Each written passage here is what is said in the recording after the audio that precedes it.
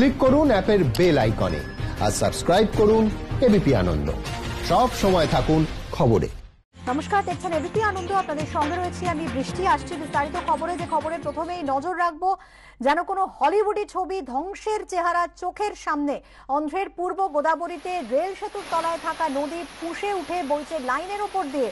কলকাতা চেন্নাই রুটে ট্রেন চলাচল সম্পূর্ণ বন্ধ হয়ে গিয়েছে। দুদিন ধরে লাগাতার বৃষ্টি হচ্ছে এই জেলায়।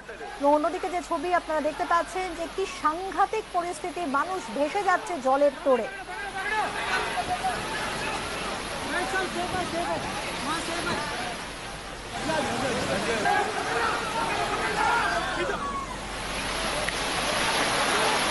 হায়দ্রাবাদের হিমায়ত সাগর এলাকায় ধরা পড়েছে ভয়ঙ্কর ছবি। বাঁধ ভেঙে যাওয়ার আশঙ্কায় ছাড়া হয়েছে জল, এবং সেই জলে একটু অসাবধান হলেই ভেসে যাওয়ার আশঙ্কা। ছবিতে ধরা পড়েছে একজনের জলের তোড়ে ভেসে যাওয়ার ছবিও। আপনারা দেখতে পাচ্ছেন সেই ছবি।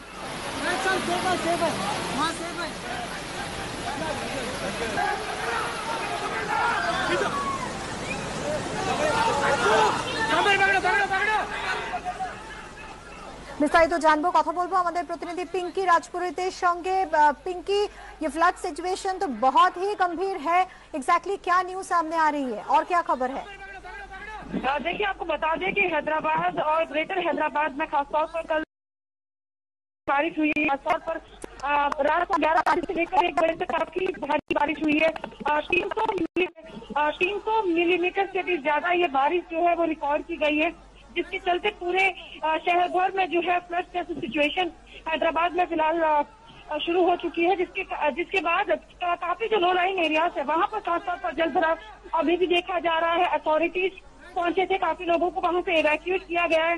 और सीधे तौर पर जो कोलकाता और चेन्नई का जो रेल रूट है, उस ब्रिज पर भी पानी इतना ज्यादा भर आया है कि रेल सेवा भी जो है ठप हो चुकी है। यानी साफ तौर पर ये भारी बारिश जिस तरह से कल रात देखी गई है, उसका असर अभी भी देखा जा रहा है। कई ऐसे लो लाइन एरियाज है जो कि पूरी तरह से जलमग्न है, और साथ ही कोलकाता चेन्नई का जो रेल रूट है वो भी इससे प्रभावित हुआ है।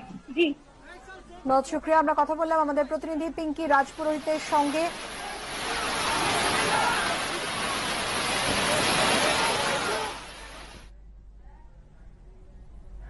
হায়দ্রাবাদের কি ছবি আপনারা দেখলেন। আরো খবর আমাদের সামনে আসছে যে প্রবল বৃষ্টিতে হায়দ্রাবাদের বান্দালাগুড়া এলাকায় বাড়ি ধসে এক শিশু সহ 9 জনের মৃত্যু হয়েছে, গুরুতর জখম 3 জন।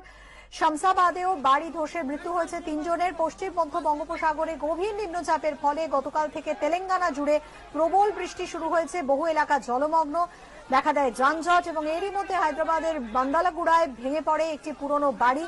পরে ধ্বংসস্তূপের নিচ থেকে উদ্ধার হয় এক শিশু সহ 9 জনের মৃতদেহ। হায়দ্রাবাদ প্রশাসন সতর্কতামূলক পদক্ষেপ হিসেবে লোকজনকে বাড়িতে থাকার পরামর্শ দিয়েছে। বৃষ্টির জেরে আজ ও কাল স্থগিত রাখা হয়েছে উসমানিয়া বিশ্ববিদ্যালয়ের সমস্ত পরীক্ষা। প্রবল বৃষ্টি হচ্ছে কর্ণাটকের কালবুর্গি জেলাতেও।